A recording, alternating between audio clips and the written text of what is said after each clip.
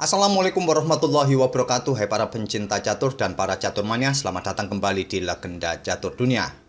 Pagi ini kita kembali mengulas game dari Irene Karisma Sukandar yang sedang bertanding di turnamen Grand Swiss Women tadi malam. Tadi malam sudah memasuki babak kedua kawan, dan kebetulan dia bertemu dengan pecatur tuan rumah, pecatur non-master, pecatur non-gelar, yaitu Madara Goldstar. Perbedaan elo kedua pemain cukup menonjol kawan, sekitar 400 poinan, bisa kalian lihat di data sebelah kiri papan. Tapi kita lihat saja apa yang terjadi di atas papan semalam. Di sini Irene Karisma Sukandar pegang hitam, lawannya Madara Goldstar mengawali permainan dengan pion C4 pembukaan Inggris, pion E6 oleh Irene, kuda C3, pion D5, pion D4 kita temui permainan Queen's Gambit, Gambit ditolak dengan kuda F6, dan putih memilih variasi pertukaran pion C pukul pion D5, dipukul balik oleh Irene menggunakan pion E. Memukul balik kawan menggunakan kuda bisa juga dipilih oleh hitam. Dan tentu saja balasan putih adalah pion E4 untuk mendapatkan penguasaan ruang atau kontrol-kontrol di petak pusat dengan kedua pionnya ini. Dan hitam pada posisi ini kawan bisa melanjutkan dengan langkah pertukaran kuda dipukul balik oleh pion B. Variasi ini juga bisa dimainkan oleh hitam kawan. Nanti permainannya mirip ke permainan Grand Field Defense variasi pertukaran, di mana hitam memang sementara menyerahkan kontrol pusat pada dua pion putih ini. Tapi ide berikutnya dari hitam adalah menyerang dua pion ini kawan dengan pion C, pion E, atau bahkan dengan perwira lainnya. Dan biasanya kawan, hitam akan berharap pada pion mayoritas sayap menterinya dalam permainan endgame nanti. Dan apabila variasi ini sedikit dilanjutkan kawan, mungkin akan jadi seperti ini, pion C5. Variasi ini adalah langkah-langkah pilihan utama yang direkomendasikan oleh engine dengan variasi seperti ini. Dan sampai langkah ke-11 ini pun memang putih cukup unggul kawan karena dia menguasai petak pusat dengan para pionnya. Tapi masih tetap bisa dilanjutkan oleh hitam permainan ini. Dengan adanya nanti pion mayoritas, dua pion melawan satu pion di sayap menteri, saya rasa hitam masih bisa berharap dalam permainan endgame jika hitam mampu bertahan sampai endgame. Oke, kita kembali ke permainan aslinya. Pada posisi seperti ini tadi, Irene memukul balik pion putih ini menggunakan pion E untuk tetap mendapatkan kontrol di peta C4 serta peta E4 agar putih tidak memainkan pion E4-nya. Putih melanjutkan pengembangan gajah G5, gajah E7 menutup pimpinan, pion E3 membuka diagonal petak terang. Di sini Irene rokade, putih melanjutkan langkah menteri C2 dan Irene menggeser betengnya ke E8. Putih melanjutkan pengembangan gajah D3, pion H6. Di sini putih menukarkan gajah pukul kuda F6 dipukul balik oleh hitam. Selanjutnya putih melanjutkan pengembangan kuda G ke E2. Sampai langkah ke-10 ini kawan, langkah-langkahnya sudah pernah ada yang memainkannya. Di langkah berikutnya putih ada yang memainkan pion C6, ada yang mengembangkan kuda C6, bahkan ada yang memainkan pion C5. Di sini Irene memilih langkah pion A5 dan ini merupakan langkah baru yang belum pernah dimainkan sebelumnya di langkah ke-10-nya. Apa ide Irene memainkan pion maju dua peta ini kawan? Tentu saja untuk mendapatkan tempo untuk bermain di sayap menteri, juga untuk mengontrol petak B4 agar pion ini tidak didorong maju ke depan. Dan mungkin di beberapa langkah berikutnya pion C6 akan dimainkan, pion B5 dan seterusnya kawan untuk memberikan pressure di sayap menteri. Mungkin itulah ide dari Irene di posisi ini kawan. Di sini putih meresponnya dengan langkah rokade pendek. Irene melanjutkan dengan pion C6, menteri putih D2, sekarang pion B5 dibalas dengan langkah raja bergeser ke H1. Di sini sampai langkah ke-13 ini kawan, sudah dapat dilihat siapa yang agresif dan siapa yang pasif dalam permainan ini. Cukup disayangkan putih harusnya mempunyai inisiatif bermain lebih agresif daripada hitam yang cenderung bertahan. Tapi kita lihat saja di langkah-langkah berikutnya seperti apa. Irene melanjutkan pengembangan kuda D7, beteng A bergeser ke E1 dan kuda bermanuver ke petak B6. Ingin menempati petak C4 dikontrol oleh pion B3. Selanjutnya menteri bergerak ke E7, memberikan pressure bagi pion E3 ini kawan untuk mencegah pion F ini didorong maju ke depan satu peta atau dua peta. Nantinya menteri hitam bisa pukul pion E3 ini. Putih membalas dengan langkah gajah mundur ke B1, mengosongkan petak kawan bagi menterinya untuk memberikan ancaman skak di petak H7, dibalas dengan langkah gajah A6, dan kuda putih lompat mundur ke D1, menghindari serangan kawan dari pion B4 yang bisa dimainkan oleh hitam di langkah berikutnya untuk membuka diagonal terang ini. Dan juga untuk memberikan backup bagi pion E3-nya agar pion F-nya ini bisa didorong satu peta atau dua peta di langkah berikutnya. Iran melanjutkan dengan pion B4 membuka diagonal petak terang untuk mengepin kuda terhadap beteng. Sekarang pion F3 lanjut putih. Ini bermaksud untuk mengontrol peta E4 ini kawan, agar nanti menterinya bisa bergerak ke C2 untuk memberikan ancaman skak di diagonal ini. Karena apabila tadi putih tidak memainkan pion F3 ini langsung memainkan menterinya ke C2, hitam bisa saja menghadang dengan menteri ke peta E4 untuk melakukan penawaran pertukaran menteri. Oleh karena itulah putih memainkan pion F3-nya. Di sini Iran membalas dengan langkah gajah ke H4 untuk menyerang beteng di E1. Langkah ini merupakan langkah provokasi kawan, yaitu memprovokasi putih memainkan kudanya ke petak G3 agar gajah petak terang bisa sikat beteng di F1, ataupun memainkan pion G3 agar tercipta petak-petak lemah nantinya di petak terang ini kawan, petak H3 ataupun petak F3. Mau tidak mau kawan, pion G3 ini harus maju ke depan untuk menutup serangan gajah hitam ini. Gajah kembali ke F6 dan pion E4 lanjut putih untuk menantang pion pusat hitam.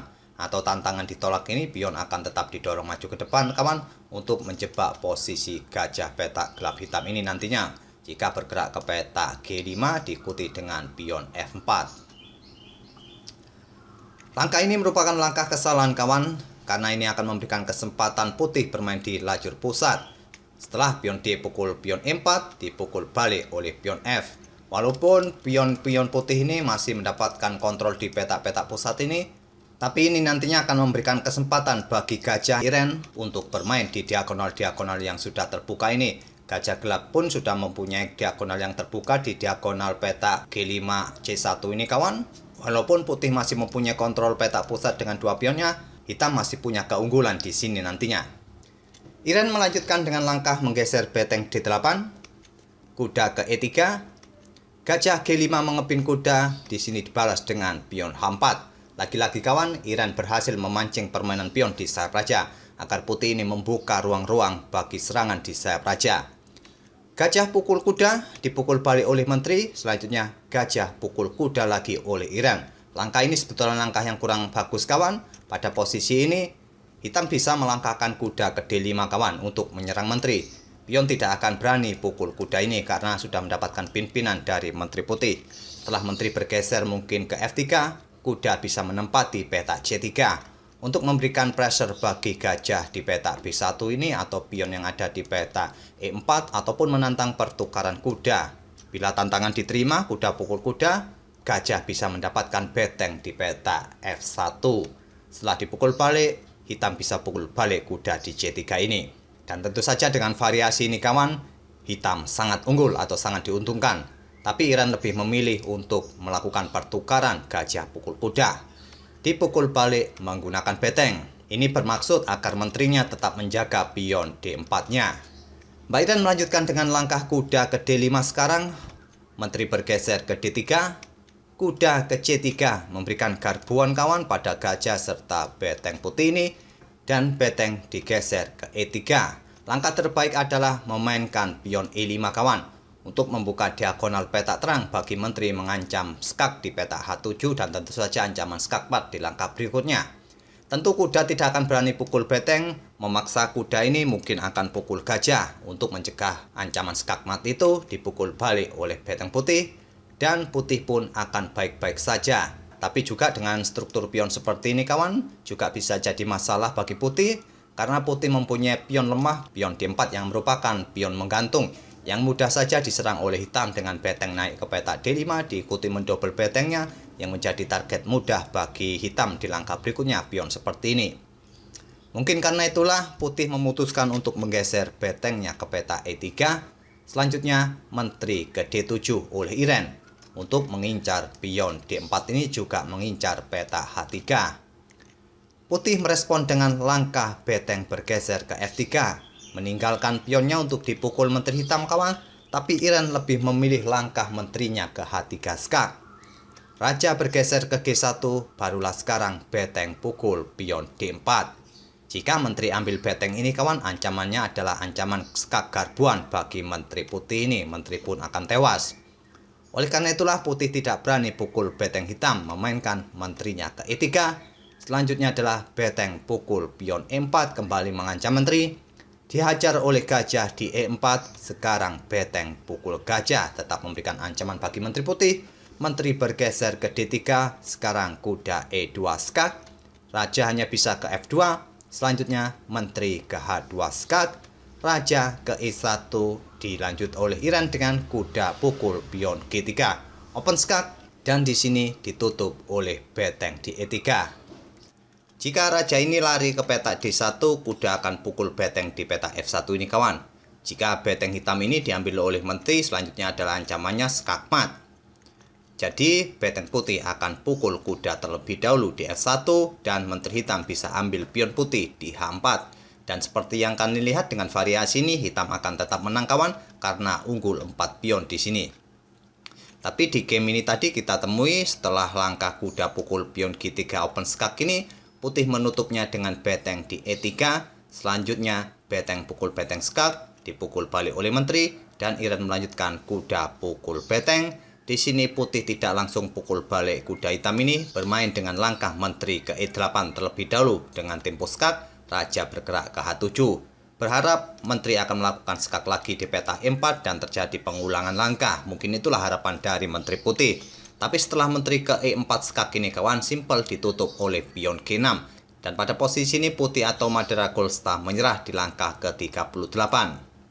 Sudah tidak bisa lagi kawan game ini dilanjutkan. Putih tidak bisa berharap remis apalagi menang dengan komposisi seperti ini. Tentu saja langkah terbaik bagi putih adalah pukul kuda hitam ini.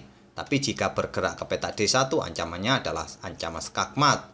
Jika raja pukul kuda, di langkah berikutnya hitam bisa melangkahkan menteri ke peta D6 untuk melindungi pionnya atau memainkan pion H5, bisa saja dilakukan oleh hitam. Tapi tetap saja hitam akan tetap unggul 3 pion dan sulit bagi putih untuk menghancurkan pion-pion hitam seperti ini. Saya tidak akan melanjutkan langkah-langkahnya lagi sampai beberapa pion ini bisa promosi menteri. Silakan kalian lanjutkan saja kalau mau. Apabila kalian tidak bisa memenangkan dengan komposisi ini, sungguh terlalu. Oke, itulah kawan permainan dari Iren Karisma Sukandar berhadapan dengan pecatur tuan rumah Madara Golsta di lanjutan babak kedua Grand Swiss Women di Riga, Latvia. Dan seperti yang kalian lihat, Mbak Iren menang di langkah ke-38.